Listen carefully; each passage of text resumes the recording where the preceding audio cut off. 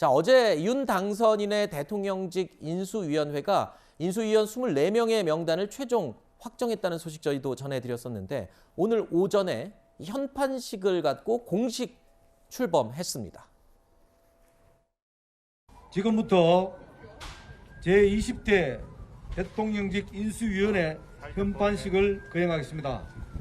하나, 둘, 셋!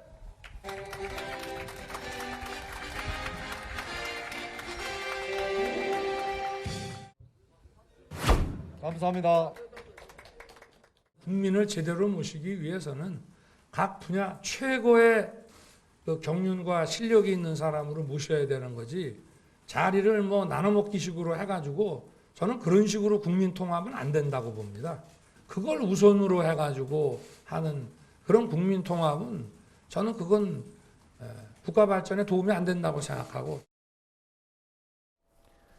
인수위 구성안을 보면 인수위가 그려나갈 국정의 밑그림, 그리고 새 정부 내각 구성이 어떻게 될지도 예측을 할 수가 있을 것 같습니다. 과거 정부를 살펴보면 이명박 정부는 이른바 고소영 정부다. 그리고 또 박근혜 정부는 성시경 정부다. 이렇게 얘기를 했었는데 가수 성시경을 얘기하는 게 아니라 성균관대, 그리고 시가 뭐였죠? 시가 고시 출신. 고시 출신. 예, 그리고 경기고등학교. 죄송합니다. 제가 순간 생각이 안 나서 이 줄여서 성시경 정부다 이런 식으로 얘기를 했었는데 문재인 정부는 캠코더라는 대표 키워드가 있기도 했습니다. 자, 대선 캠프, 코드 인사, 더불어민주당. 그런데 윤석열 당선인의 인수위 어떤 키워드로 지금 대표되는지 언론들이 이렇게 분석을 했습니다. 두 단어로 분석이 되는데 서울대 출신의 50대 남성들 위주로 돼 있다 그래서 서오남이라고 불리기도 하고요. 또 한 가지 MB계와 서울대 출신과 박근혜 정부 인사들이 주로 모였다라고 해서 MSG다라고 얘기를 하고 있습니다. 자, 고소영, 성시경, 캠코더에서 서오남 또는 MSG라고 이렇게 이름이 붙여졌는데 글쎄요. 어떻게 보십니까? 아니 근데 서우남 재밌게 말을 잘 지으신 것 같은데요. 만약에 어떤 지역, 그다음에 성별, 학벌 균형을 맞춘다면은 또 보여주기식 인사다 이렇게 얘기가 나왔을 것 같거든요. 그러니까 저게 어떻게 보면은 어떤 통합, 그다음에 전문성을 강조하다 보니까 저렇게 된 걸 가지고 공통분모를 뽑아내서 서우남 이렇게 하는데 서우남이라고 보기보다는 저는 전통성과 통합에 방점을 뒀다 그렇게 보이고 어떤 전문가적 역량이 있는 인사들을 뽑으려고 하다 보면은 30대, 40대보다는 50대에 좀 몰릴 수밖에 없는 문제가 있어요. 자기 분야에서 이렇게 경력을 쌓다 보면은. 그다음에 MB계라는 얘기가 나오는 것도 인수위원 인사가 지금 한 24명 정도밖에 안 되는데 이 중에서 3분의 1, 8명이 안철수 위원장의 추천 인사라고 지금 언론에서 분류한 인물이거든요. 그런데도 무슨 MB계가 주류를 차지하고 있다 그렇게 보는 거는 조금 문제가 있어 보이고 내각이 아니라 인수위란 말이에요. 인수위는 파이가 24명밖에 안 되고 저분들은 나중에 내각을 준비하는 분들인데 이거를 가지고 서울대 남자 50대만 있네 이렇게 처음부터 규정을 짓는 거는 좀 시급하다 그렇게 보입니다.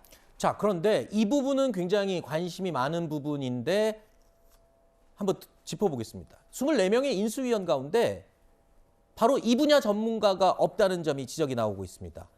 어떤 부분이냐면요. 바로 부동산 관련입니다. 윤석열 당선인은 대선 과정에서 문재인 정부와 민주당의 실정 가운데 부동산 정책 실패를 여러 번 강조했었죠. 28번 부동산 정책을 고쳐봤지만 이거 잡지 못한 것이 무능이라고 많이들 얘기합니다. 그런데 저는 이건 무능 아닙니다. 이거 일부러 그런 것이라. 아니 어떻게 사람이 실수를 해도 28번을 합니까? 민주당 정권이 서울시정을 장악한 10년 재건축, 재개발 다 틀어막고 서울의 집값이 폭등하지 않았습니까? 이들이 집권 5년 동안 28번의 부동산 정책을 고쳐봤다 하지만 이건 전부 다 쇼입니다. 자기 집을 갖게 되면 국민들이 보수화돼서 민주당 찍지 않는다. 바로 이런 생각이 부동산 정책의 출발점입니다.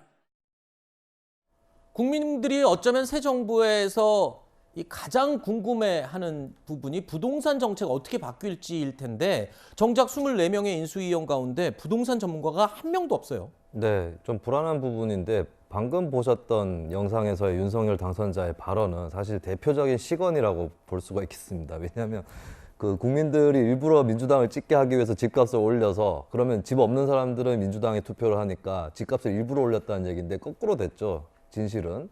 예, 집값을 올렸기 때문에 무주택자나 또 저평수에 거주하시는 분들이 민주당으로부터 오히려 등을 돌렸습니다.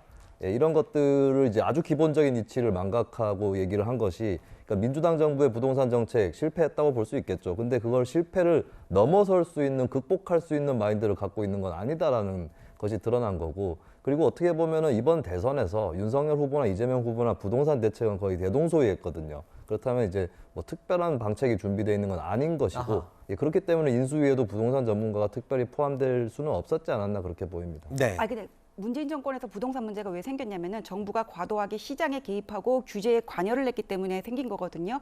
그렇기 때문에 그거는 부동산 문제 자체만 볼 게 아니라 전체 경제 정책의 한 줄기였단 말이에요. 네. 근데 여기 지금 인수위 경제 1분과 같은 데는 정책이라든지 거시 금융 하는 식으로 이런 식으로 좀 러프하게 한정된 인원으로 짜여 있다 보니까는 부동산 전문가 딱 그 전문가가 안 들어가 있는데 그것만 가지고는 뭐 윤석열 정권에서 부동산 문제를 소홀히 할 우려가 있다. 아하. 이렇게 판단하는 거는 아직은 성급하다고 봅니다. 알겠습니다. 경제 전반적인 전문가들이 일단 들어왔고 이 세부적인 부동산 정책을 다룰 전문가들은 이제 곧 또 합류할 예정이다. 그렇게 말씀하시는 거죠. 알겠습니다.